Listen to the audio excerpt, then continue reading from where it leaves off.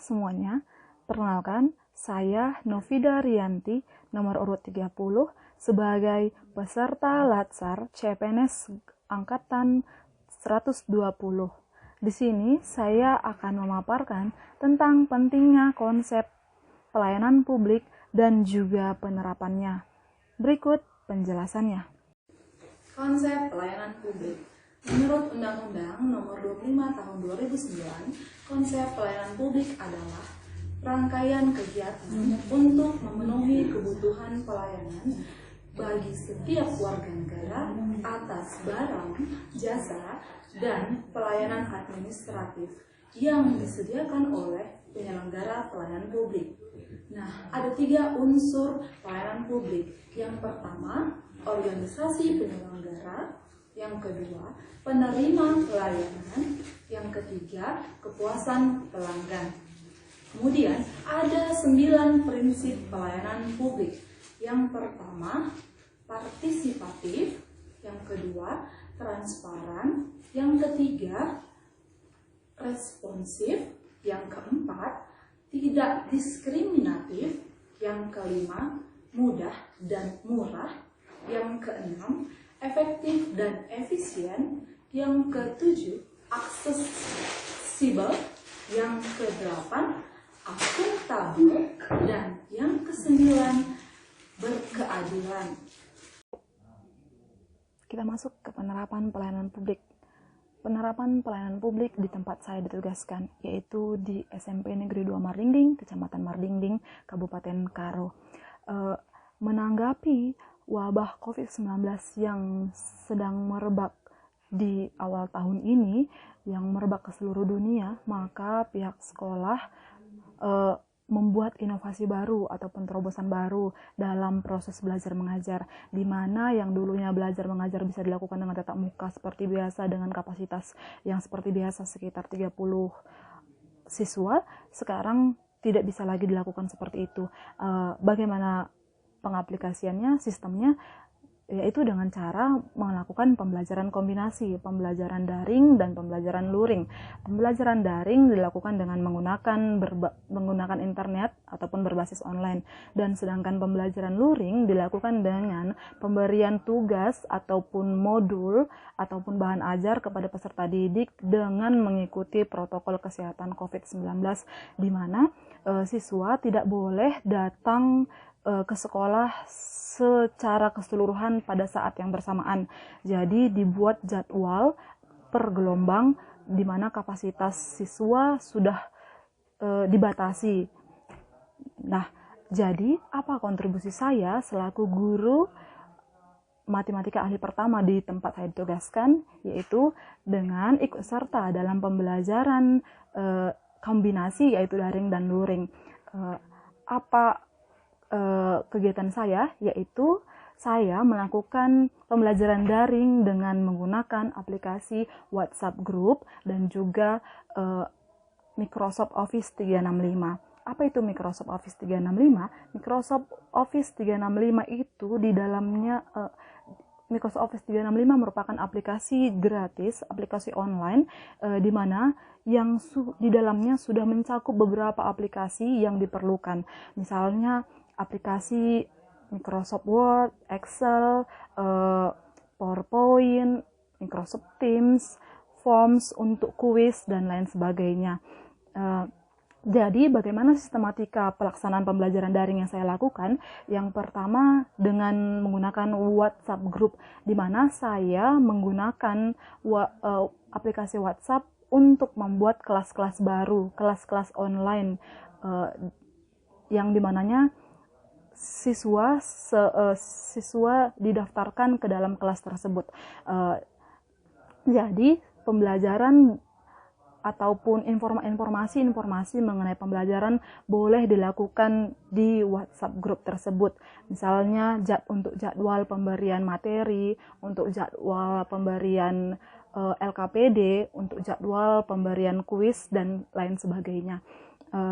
Nah, untuk selanjutnya, tindakan selanjutnya yang saya lakukan adalah dengan menggunakan aplikasi Microsoft Office 365, di mana dalam pembuatan bahan ajar dan juga LKPD, saya lakukan dengan menggunakan aplikasi Sway. Aplikasi Sway itu kerjanya sama seperti PowerPoint. Jadi materi yang akan mau kita ajarkan boleh kita masukkan ke aplikasi Sway, kita rangkum sedemikian rupa sehingga semenarik mungkin sehingga anak-anak boleh mengerti, dan juga nanti pada saat pengirimannya saya hanya membagikan link dari aplikasi Sway tersebut.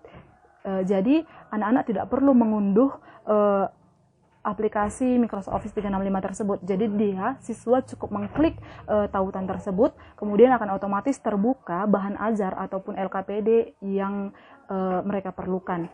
Nah, untuk selanjutnya untuk kuis, saya lakukan hal yang sama tetapi menggunakan aplikasi Forms, di mana aplikasi Forms itu merupakan aplikasi yang digunakan untuk pembuatan kuis, di mana di dalamnya kita boleh membuat soal dan juga sekaligus dengan kuncinya. Jadi pada saat siswa nanti mengerjakan kuis tersebut, siswa otomatis dapat mengetahui skor yang mereka peroleh. Jadi hal ini akan sangat membantu, sangat efektif dan efisien menurut saya. Nah, jadi itulah kontribusi saya sebagai guru di tempat saya ditugaskan. Itu merupakan penjelasan tentang pembelajaran daring. Nah, bagaimana dengan siswa yang tidak menggunakan HP, yang tidak mempunyai HP ataupun Android? Bagaimana cara saya mengatasinya? Yaitu dengan cara melakukan pembelajaran luring. Pembelajaran luring saya buat dengan memprint ataupun membuat print out dari bahan ajar yang saya buat di link Microsoft Office 365 tadi. Saya buat print outnya dan saya buat di sekolah untuk nanti siswa secara terjadwal boleh mengambil bahan ajarnya ke sekolah, dan di situ ada guru piket yang menunggu yang sudah terjadwal. Jadi siswa tidak bisa berkerumun datang ke sekolah, mereka terjadwal dan tetap mengikuti protokol kesehatan. Jadi pembelajaran ini dilakukan secara adil, dan juga semua apa-apa yang saya lakukan di pembelajaran daring itu juga yang saya terapkan di pembelajaran luring. Nah, itulah kontribusi saya mengenai inovasi yang dilakukan pihak sekolah sebagai penerapan dari pelayanan publik. Nah, sekarang saya ingin mengaitkan 9 prinsip pelayanan publik terhadap inovasi ataupun kontribusi saya sebagai guru matematika ahli pertama di tempat saya ditugaskan. Adapun 9 prinsipnya tadi, yang pertama adalah mengenai partisipatif. Di situ artinya kaitannya adalah saya memang ikut berperan, ikut serta dalam proses pembelajaran yang dilakukan pihak sekolah. Nah, yang kedua, transparan. Transparan di sini maksudnya dalam pemberian hasil nilai yang diperoleh siswa melalui kuis, melalui latihan-latihan, saya berikan secara transparan. Saya umumkan secara transparan. Jadi tidak ada rahasia-rahasia di dalamnya. Nah, kemudian prinsip yang ketiga yaitu responsif. Di sini saya tanggap terhadap setiap permasalahan yang dialami siswa. Jadi keluhan-keluhan siswa saya tanggapi dan saya berikan solusi semampu saya. Nah, yang keempat prinsipnya adalah tidak diskriminatif. Tidak diskriminatif di sini maksudnya peran saya adalah saya dalam memberikan materi, saya tidak membeda-bedakan siswa, di mana siswa yang memiliki daya tangkap yang lambat dan siswa yang memiliki daya tangkap yang tinggi ataupun cepat. Jadi saya tidak mengabaikan siswa ataupun peserta didik yang memiliki daya tangkap yang lambat. Jadi saya tetap ikut menuntun mereka dari belakang, membimbing mereka dan mengarahkan mereka. Nah, prinsip yang selanjutnya, yang kelima adalah mudah dan murah. Di sini dikatakan mudah karena aplikasi yang saya berikan, proses pembelajaran daring yang melalui aplikasi Microsoft Office 365 itu tidak memerlukan tidak susah untuk dijalankan peserta didik. Kenapa? Karena dalam dia mempelajari modul, mempelajari LKPD maupun mempelajari kuis, siswa cukup dengan mengklik tautan ataupun link yang saya berikan. Jadi mereka tidak perlu mengunduh aplikasi, jadi tidak perlu menginstal apapun itu. Jadi tinggal cukup dia punya kuota internet dan tinggal mengklik tautan tersebut. Nah, kemudian murah di sini dikatakan murah karena pihak sekolah sudah bekerja sama dengan Kemendikbud untuk memberikan kuota gratis, kuota belajar. Jadi dalam pengerjaannya, dalam proses pembelajarannya, siswa tidak perlu lagi mengeluarkan biaya yang cukup besar karena sudah ada subsidi dari pemerintah. Nah, yang selanjutnya, prinsip yang selanjutnya, yang keenam adalah efektif dan efisien. Efektif dan efisien, saya katakan efektif dan efisien karena tidak memakan waktu yang lama dan biaya yang besar. Nah, yang selanjutnya, yang ketujuh adalah aksesibel. Aksesibel di sini maksudnya adalah mampu dijangkau peserta didik tanpa perlu mengumpulkan orang banyak.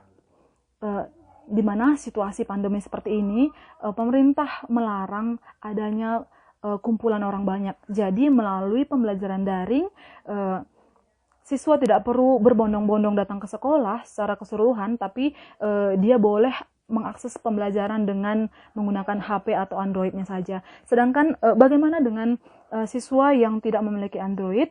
Yaitu tadi yang sudah saya jelaskan sebelumnya, saya membuat print-out-nya dan memberikan print-out berupa bahan ajar, LKPD, kuis, dan latihan, dan menitipkannya di sekolah. Nah, di sana ada guru sebagai guru piket yang bertugas untuk membagi-bagikan bahan ajar ataupun materi yang akan diperlukan peserta didik. Nah, prinsip yang ke-8 adalah akuntabel. Akuntabel di sini maksudnya dapat dipertanggungjawabkan. Nah, di sini saya mampu mempertanggungjawabkan laporan hasil penilaian belajar siswa melalui daftar nilai siswa. Nah, yang terakhir prinsipnya adalah berkeadilan. Berkeadilan di sini maksudnya saya adil dalam memberikan nilai. Jadi saya menilai siswa dengan secara objektif bukan subjektif. Jadi saya menilai siswa dari pemahaman mereka, bukan dari siapa mereka. Seperti itu. Jadi demikianlah pemaparan tentang konsep pelayanan publik dan juga penerapannya. Sekian dan terima kasih.